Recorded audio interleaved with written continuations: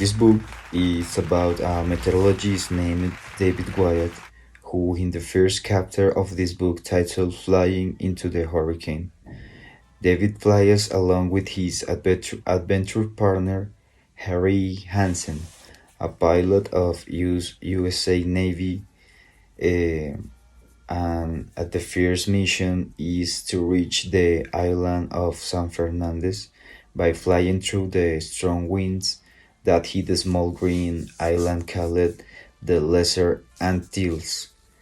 The problem begins when flying on this island there is a strong storm that as they go through it and gets more and more violent. The clouds were now black mountains hundreds of meters high. Gently, Hansen began to turn the plane deeper into the storm. Their winds became more violent and the plane shook. For more than an hour, the scream and the beat the plane and tried to break into pieces. Wyatt was afraid that the winds would come off, but at the last they try but at the last they reached calm air again, and the noise of the hurricane died away behind of them. 4 hours later, they were back on the ground at Cap Sarrat, and Hansen turned to Wyatt. If I have to fly through another storm like that, I'm going to take a ground job. Wyatt's loud and says, "Well, that was the worst one that I've ever seen, and I've flown 23 hurricanes." The next morning, Wyatt began to work on the information about the hurricane in base at Cap Sarrat on the island of San Fernandez. Wyatt had finished adding up all figures.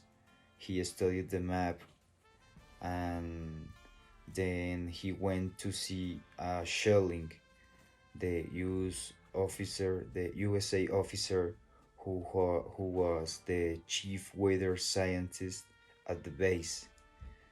"This hurricane is going to be a bad one," Wyatt told him.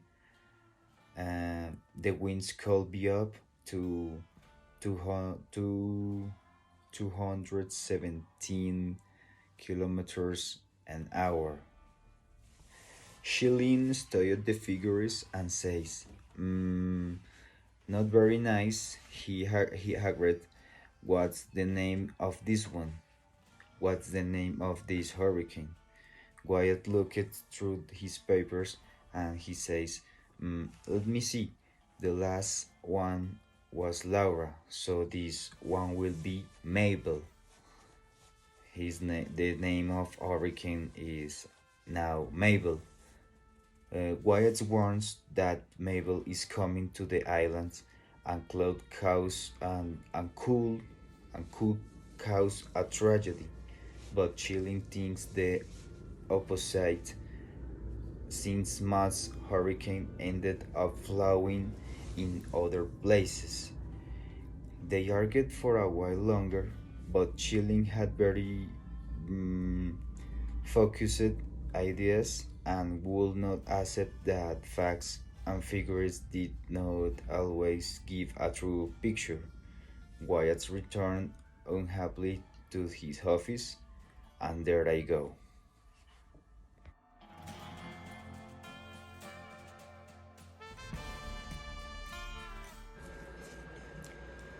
Chapter 2 of this book, Wyatt Hurricane by Desmond Bebley. The chapter 2 titled A Night in San Pierre or San Pedro. Okay, well, after Wyatt started to work about his figures again, he went to the bar of the Grand Hotel in St. Pierre to see Julie Marlowe. She worked for a travel company and she was talking to an older man. Julie introduced him as John Custom. an Englishman who has a newspaper reporter with a big London paper. Custom was very interested in Wyatt.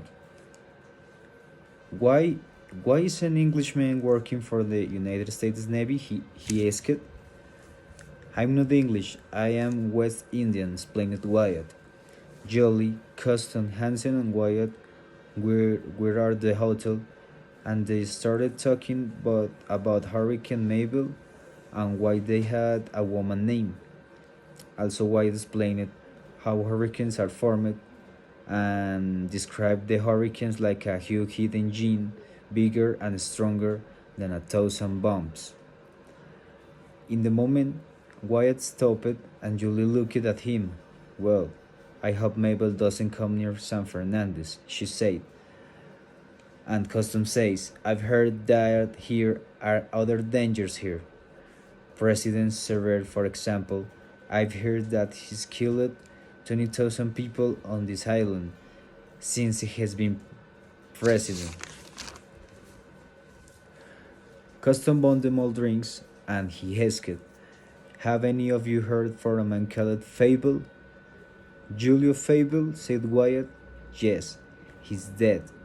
Severus men caught him in the hills last year and killed him. Fable was a rebel, but he was very popular with the people here.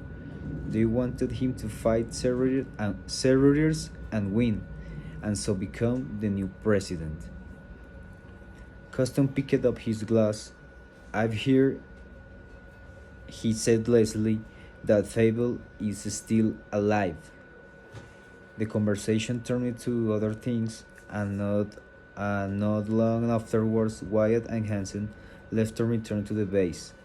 On the way home, Wyatt thought about Julie and about her smile and what she said.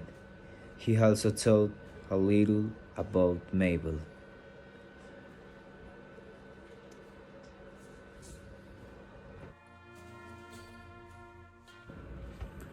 Chapter 3 of this book, Wyatt Hurricane.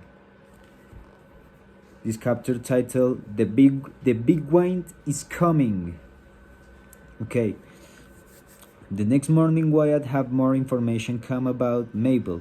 Satellite photographs showed that she was now 900 kilometers southeast of San Fernandez. Mabel was treble. Her winds were too fast, and she was getting stronger all the time. After that, Wyatt went to meet Jolly. Wyatt drove up into the mountains in St. Pierre, where the island people worked 14 hours a day, 7 days a week, because the president Serrurier owns most of the land and he pays the workers almost nothing. That's why he people in this place look poor. Wyatt drove for several kilometers and then stopped with Julie. They got out of the car and looked down across the beautiful valley of the Negrito River. To the left, they could see right down to St. Pierre and Santiago Bay, with Cap Sarrat on the far side. Meanwhile, Wyatt took the opportunity to confess to Julie how much he liked her and that he was happy to share and enjoy time with Julie, and proposed marriage. When Wyatt was back at the hotel, driving for along the road, when suddenly stopped the car again. It was a small wooden house with no windows and tried leads for a roof. An old man was working busily round the house. Wyatt told Julie he'd like to talk to that man. Wyatt talked with the old man and says him, "That's hard work. Why are you doing it?" The old man looked surprised and says, I must make my house safe." "And your family, are they here with you?" asked Wyatt. The old man said that he had sent them north over the mountains because the big wind is coming. The big wind? Repeated Wyatt quickly. How do you know that the wind is coming, and when will it come? And when will it come? 2 days, maybe 3 days, not longer, and Fable is still alive. Wyatt walked back to the car and got it. He started the engine, and as he drove, he told Julie what the old man he said. In his mind, Wyatt thought of warning Shelling of the danger that the island of the San Fernandez was running. To be continued.